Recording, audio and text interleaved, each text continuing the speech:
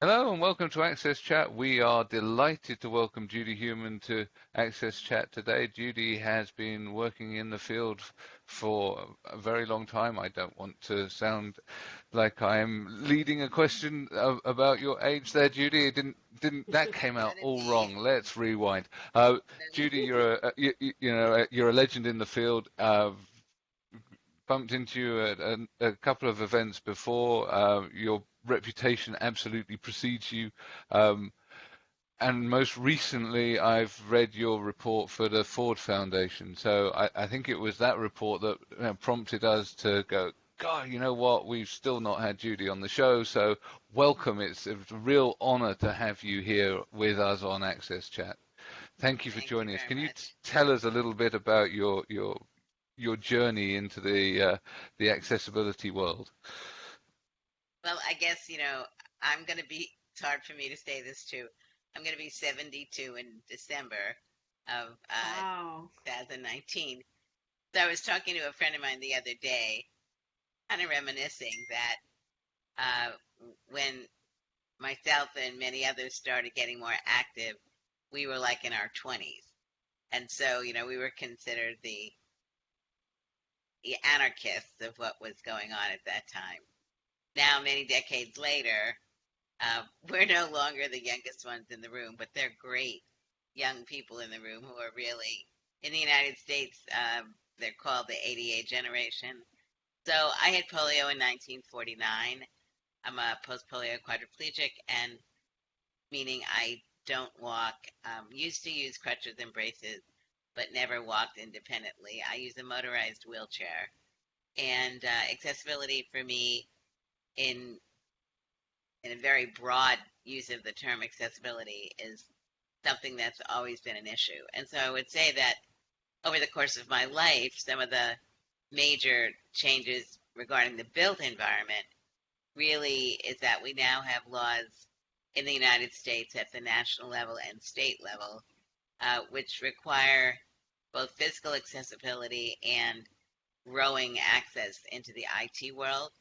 And as one who started doing international work really in 1972, because I went to the Paralympics in uh, Heidelberg, not as a sports person, but as a tourist with the team, U.S. team, and really began to learn at that time about what conditions for disabled people were like around the world.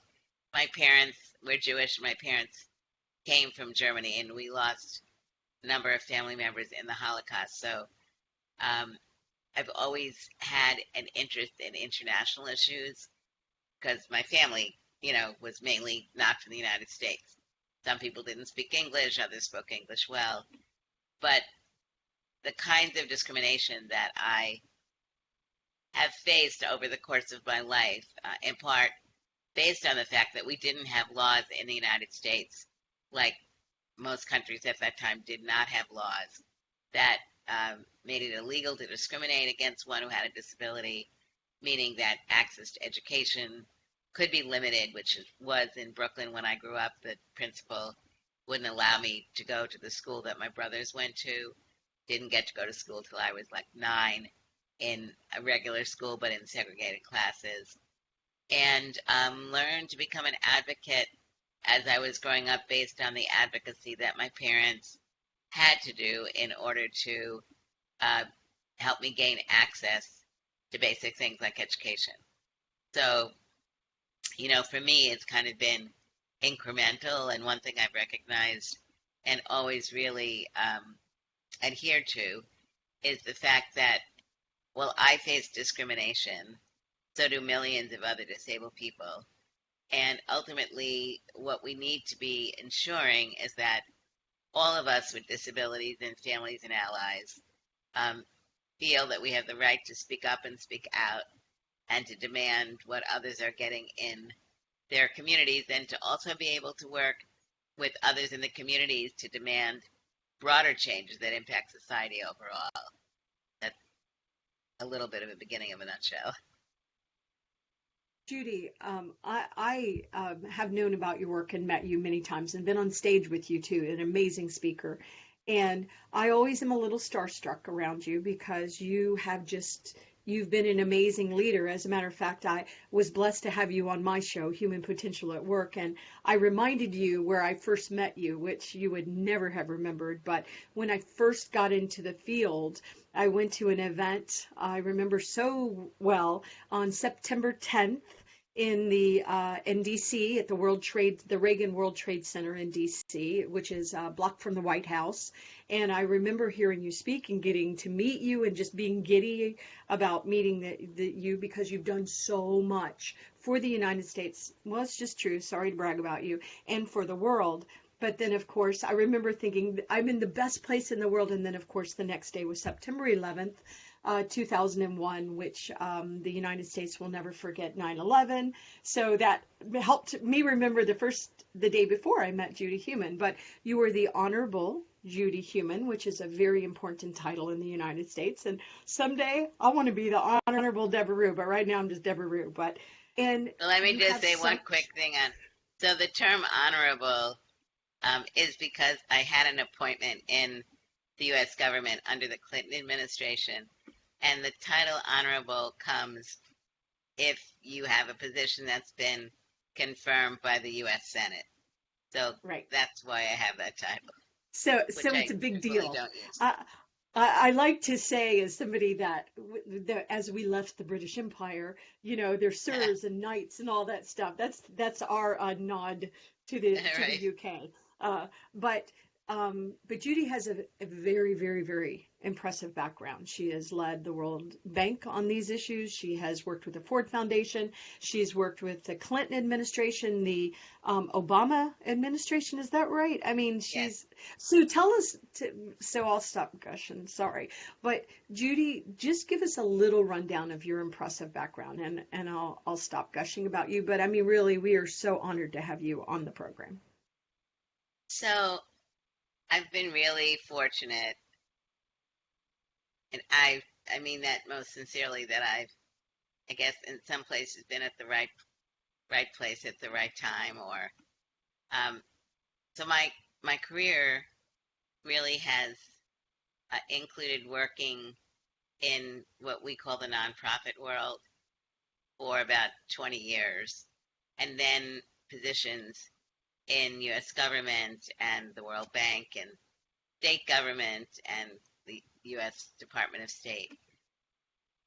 So what I've been able to do over the years is my first position was as a teacher in New York City, where I taught elementary school and had to file a lawsuit against the Board of Education, who had denied me the right to teach. So Heumann versus the Board of Education, which was a case that ultimately settled outside of court, but I did teach for 3 years in elementary school. Then I went to the West Coast of California, to a city called Berkeley, where there was an organization being developed called the Center for Independent Living. Now there are centers for independent living in many countries in Europe. In Europe, there's something called the European Network on Independent Living. In Japan, there's the Japanese Council on Independent Living, and there's a new international organization that's been set up, which is the Worldwide Centers for Independent Living organization. I was able, through the work that I did at CIL and then helping to set up an organization called the World Institute on Disability, which was created by myself, a gentleman named Ed Roberts, who many people may know, who was a disability rights leader and also one of the founders of the Berkeley CIL, and unfortunately passed away in the mid-90s. But Ed and I and a woman named Joan Leon started this organization called the World Institute on Disability, which was the first public policy organization run by disabled people. And why we did that was because we felt that the voices of disabled people needed to be more prominently engaged in doing research, quality research from a disability perspective that could also have an impact on policy and budgeting. So I was with WID from the beginning until I left in 1993. Over that 20-year period, as I mentioned, I'd been doing work within the United States, organizing different organizations, something called the 504 demonstrations, a piece of legislation in the United States that was quite pivotal. People who are interested in learning more about 504 could go to YouTube and look at something called The Power of 504. And also there's a program in the United States that some people in other countries may have seen on Comedy Central, called Drunk History. And if you don't like to hear cursing, you should not watch it. But if you don't mind cursing, it's, I think, a very great piece, which shows, it's an 8-minute piece on the 504 demonstrations. 504 demonstrations were historic because it was a group of disabled people with all kinds of disabilities who came together across the United States to demand that the government sign a particular set of regulations to implement, which was at that point the first major piece of legislation making it illegal to discriminate against someone based on their disability if the entity had gotten money from the federal government. It was a 26 or 27-day demonstration with 150 disabled people, the longest demonstration in U.S. history. So that was, I think, a pivotal point for many people in the U.S., certainly including me, because it really enabled us to see that this was something that we had been working on for a number of years. I believe very fervently that the 504 regulations really were a critical part of rules and law that enabled the Americans with Disabilities Act to be developed, because it dealt with many of the critical issues that needed to be addressed, like setting up a policy regarding new construction and what to do with buildings that were older and weren't compliant, and many other things. So when President Clinton was elected, and his administration was really the first administration that actively reached out to hire disabled individuals in positions of responsibility across the U.S. government. And so I didn't know I was going to get a call to ask if I'd be interested in pursuing one of those jobs. And when I did get the call, there was one position and only one position that I was interested in, and people around the world won't understand what it exactly means, but it's like a deputy minister, and in the Department of Education. And I had responsibility over 3 major components dealing with education, employment, and research in the area of disability. And I had the privilege of getting that job and working that job from 1993 to 2001.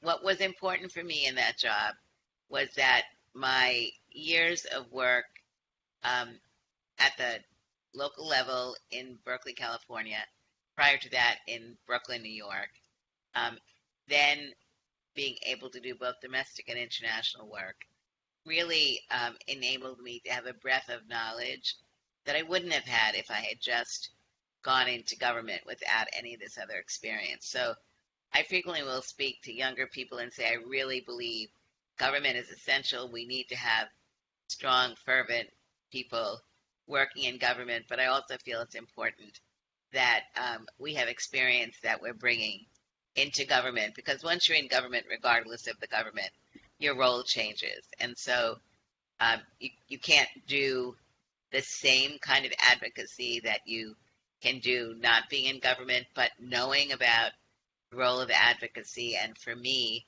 wanting to work with the strongest advocates when I was in government. So I looked for opportunities all the time to be able to bring people in who I felt were going to be true and honest to what they believed needed to happen. And I think that proved quite successful. In the United States, when one political party leaves, anyone who's got a political appointment generally leaves government also. So I left the administration in 2001, and then had the fortune of being able to go work with Jim Wolfenson, who at that time was the president of the World Bank, and really a strong advocate on issues relating to disability. So over that period of time till 2007, we were able to really begin to, I want to underline begin, to raise the issue of disability across the bank. And I think we were making some positive progress. Today, Charlotte McLean and Kloppo is the person leading the bank's disability work, and she's doing a fantastic job. And she also started working at the bank when I was there as a result of some funding that Mr. Wolfenson had given. And so we were able, while I was at the bank, to also bring in some really dynamic disabled people. Charlotte being one, a woman named Rosangela Berman-Beeler, who currently heads up the work at UNICEF, Catalina Devandis, who currently is a special advisor on the special rapporteur on disability at the United Nations. Those three women all came through the World Bank, amongst other things. So I think, we really were very fortunate not only to bring disabled people in, but quite frankly, quite amazing that disabled women who really have gone on to be leaders. And need to say, in the middle of this, who am I, that issues around disability, type of disability, gender, sexual orientation, religion, all of those things, race, etc., really have been an important part of the work that's emerging. And I think one of the important components of what we've seen going on around the world is the voices of disabled individuals from countries around the world that are really becoming stronger. People are organizing more, but they're facing huge challenges in countries with limited resources, where governments, and I include the U.S. government in this, are not necessarily spending the amount of money that needs to be spent to really ensure that disabled people are integrated into the various programs that we're operating and supporting overseas. And I think that's part of the work that we've all been involved with, is getting what I call a disability lens on the work that is being done in the development field, human rights, philanthropy. I worked in the Obama administration as the first senior advisor on international disability rights. And there had been a woman who had been working at state, not in this position, but in another position, named Stephanie Ortoleva, who now has gone on to set up an organization called Women Enabled. And when I came in, what we were really, under Secretary Clinton, we were really, again, looking at similar work that we had done at the World Bank to really get the issue of disability raised, because as everyone listening to this program who knows anything about disability, it's still such a marginal issue. And people are afraid to discuss it. They're afraid they don't know enough. And in many cases, they don't. And so it's an issue of allowing people to recognize that from an international perspective, the issues of human rights and justice and equality, equity are critically important, and that we have a responsibility to learn about what we don't know. It's certainly not just in the area of disability.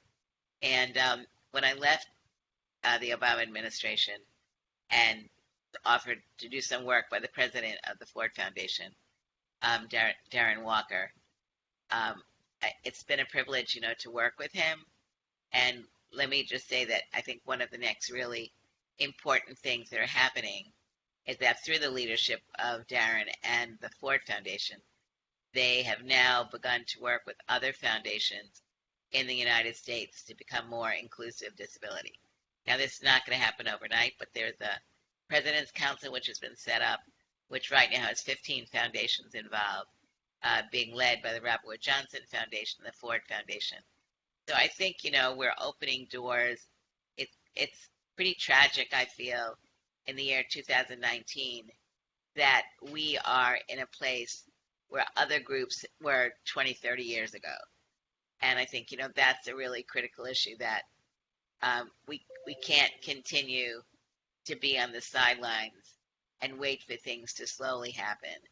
I think one of the reasons I was interested in doing this program today is because it is going to people around the world and learning from people around the world about the struggles they're facing, the successes that we're facing, and where we need to go, I think is critical.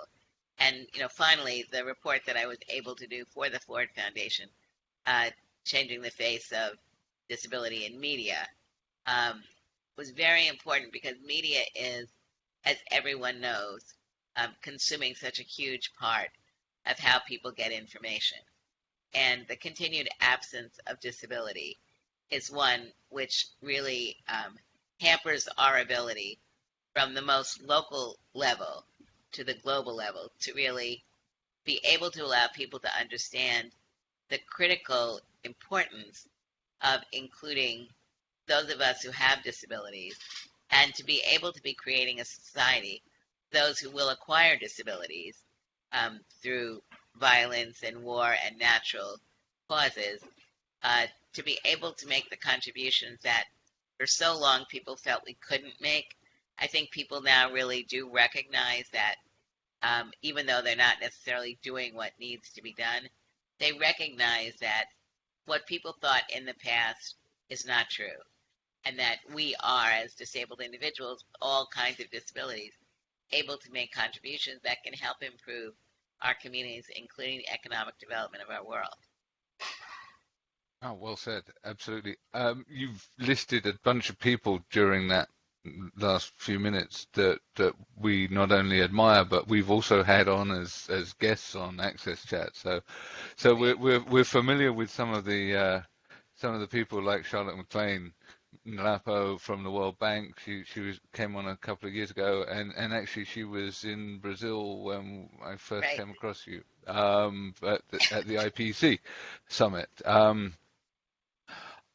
I think the stuff, the portrayal in the media is really, really important. It's how you get mind share and everything else. Oh, and yes, Debra's right. We are also very proud of the fact that we serve as board members of the organization that you helped found. So Debra and I both sit on the board of WID. Oh, So, I didn't know that. so there you go. Yes. So another thank you. Yes, so thank you for setting up something that we are now proud to be involved in. But essentially the portrayal in the media is really important. And what I find interesting is that we also work with the BBC on stuff, and they are really taking it very seriously, and the British broadcasters have set up a sort of evaluation method, Yes. that a diamond methodology for inclusion in the media. Is that something that you've seen elsewhere? Well, certainly not in the United States. In our paper, we mention this because I think BBC Great Britain has really done some leading work on getting disability integrated into the media. And it's kind of interesting because it's similar to work that we do not in media, but, affirmative action or whatever you want to call it, in government programs and having real objectives that need to be met. We don't have that in media here in the U.S. And when I was over in England last year and met with people from the BBC and Channel 4, it was very exciting to learn about the history of how these issues have been progressing, and equally importantly, about the fact that there is this requirement that not just disability, but across the diversity angle in Great Britain has to be a part of what's going on in media. If we had that, I think that would be really, very important and could help us move forward more rapidly. We don't, and I doubt we ever will. But we definitely look to what's going on very favorably, and to use it as example of the progress that you're making and how disabled people are being integrated into everything. I know that people don't feel it's enough yet, but when we look at what we have here, you're right, it's not enough, but oh my goodness, it's so much more than we have here now. Antonio, you raised a point. Yes, I do, because never in history. It was so easy and cheap to create media. Now, today we have channels that you can know, like we are doing it here today. I wouldn't be able to be here with you today with Neil and Debra because I don't see any TV channel bringing us on board to record anything with us. So there's a good number, saying that, there's a good number of independent medias all over the United States. Some of them are, they only exist in digital. They are not in the old, in the legacy networks. What do you think is stopping these new media to hiring people with disabilities, to make them forward? What is stopping them from doing it?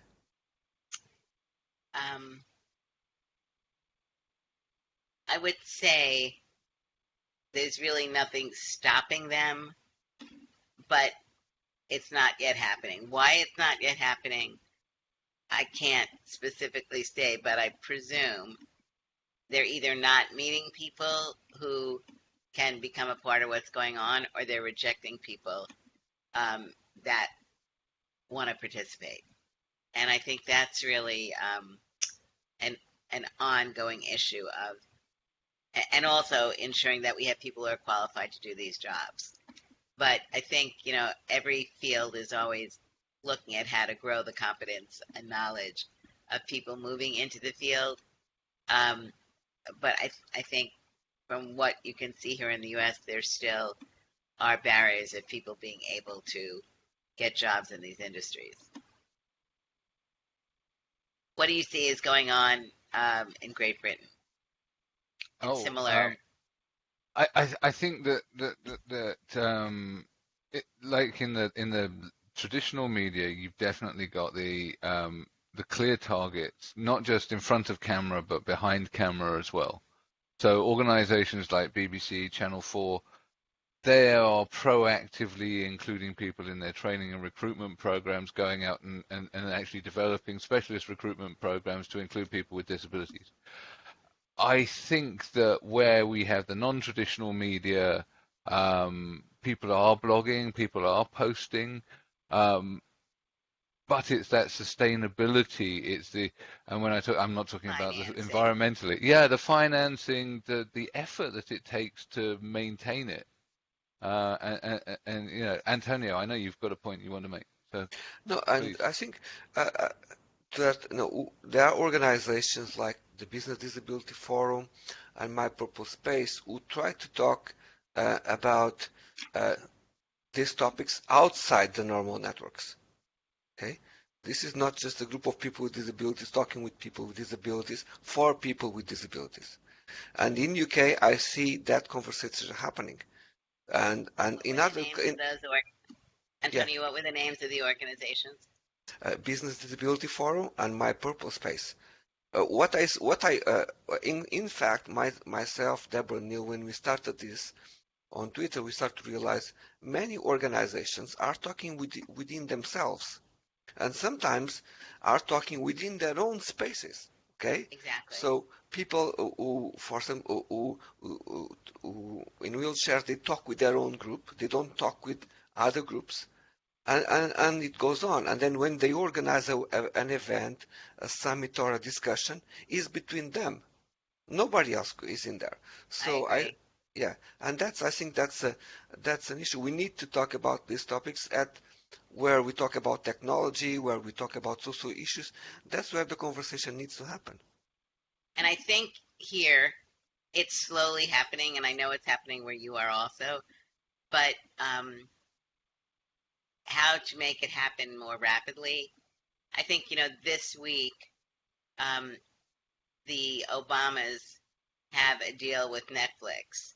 They've started a production company, and they're financing 6 films, 6 documentaries, and one of them is called Crip Camp, and it's being produced by 3 people, one of whom is a disability rights activist from the field, and his name is Jim Lebrecht, or as I call him, Jimmy Lebrecht. But one thing that he's been doing over the last number of years, and others, with organizations like Sundance, is really going to those events, dealing with problems of basic accessibility. But the reason they want to participate is exactly what you're saying, Antonio. They want to be a part because they're professionals in a field, and they want to be meeting people who are working in the field, most of whom will not have disabilities, most of whom will be individuals that they can learn from and share information with. And I think there is a little opening now that people are seeing the need to look at how to do a better job. But it's the same thing as, at the Department of Education, at the Department of State, at the World Bank, on and on. This absence, exactly as you've been discussing it, people speaking to ourselves, we're in an echo chamber, and the echo chamber doesn't help us. And I think also, one of the critical issues, and we looked at this in the paper that I wrote, is we went to speak to other organizations that were representing other diversity communities. So like the Center on Asian Americans in Media, GLAD, which is LGBTQ community, Black Media, etc., to talk with them and say, okay, how are you integrating disability into the work that you're doing? And of course, in most cases, the answer was, we're not. And that's another very big area that we're trying to enable these other organizations that are very much focused, for example, on storytelling, to identify people from within their communities who also have disabilities, visible and invisible disabilities. The stories are so rich, and I think in the next 3 to 5 years, if we can get this, if we can get more momentum going, I think we will begin to see some more important changes. But again, I think, the absence of disability for children, for example, and parents, and people who are going to acquire their disabilities when they're older, it's more than just the absence, because the absence means that we feel like we're invisible. And so I think this is a very important discussion, Antonio, that you're raising. No, and to that, about 2 weeks ago, I was at the organization not far from Cork, who supports people in wheelchair, and I went there. It was quite far from the city center. They have a really nice building, great facilities, but they are unreachable to anyone else. So nobody can, it's very difficult for anyone to go there because they are in the middle of a really nice property. So when they leave their homes, they all go there, they network in that place, they have their coffee, but they are completely out of the city environment. So if they were, let's say, have a location in the middle of the city, they could just go and face all the obstacles, and people start with, well, maybe we need to change something in the city. Maybe I need to change the door of my coffee shop. But no, they are somehow isolated in that really nice place. Wonderful. But then, it's goes back to your just finishing, how we make people more visible all the time, not just when we are trying to bring them to the attention and improve the work we're doing. But I think, that kind of a discussion is important. Why are people not doing that? What are the barriers? And they're not just necessarily physical barriers, but in many cases, it could be transportation and also just people's emotional feelings, whatever it may be. But I think learning how to be able to become more integrated into society is something that we need to be conscious of. And like in California, in Berkeley, when we were able to finally get accessible buses, we recognized that there were many people, including myself, who had never been on a bus. And I actually was afraid of going on a bus. I was afraid of going on a bus more because I was afraid what would happen if I got lost, or what would happen if the bus broke down? What would people think? What happens if it takes me longer to get on the bus, blah, blah, blah. This whole feeling like you're standing out and you're a negative. So we got a bus to come to the organization, the Berkeley Center for Independent Living, which was a non-residential organization. We had a bus come a number of times, and we actually worked with people, including myself, getting on and off the bus so that we understood what the bus was like. And the culmination of all this is really funny because the first time I took a bus, the bus broke. No. The lift broke. And I was completely, like, internally, I didn't show anything externally. Like, oh my God, I can't believe it happened. And the driver just said to me, ma'am, buses break down all the time. This happens to be the lift. It is no big deal. And that was so important to me to have this nice bus driver who, like, completely got it. Because everybody had to get off the bus. I couldn't get off the bus. But I think, Antonio, is a really important point, and we need to really acknowledge it and deal with it more. Thank you, Judy. It's been a real pleasure. Our half hour has flown by. I just need to actually say thank you to Barclays Access, Microlink, and MyClearTech to support us to keep this show on the road. Without them, we'd be the bus breaking down. So thank you once again. It's been a real pleasure. I'm sure we're going to interact again. I've just sent you a little note with those things on. Thank you, and we look forward to you joining us on Twitter. Thank you. Thank you, everybody. Thank you. Great shirt. Bye-bye. Bye-bye. Ciao. Frida Sane.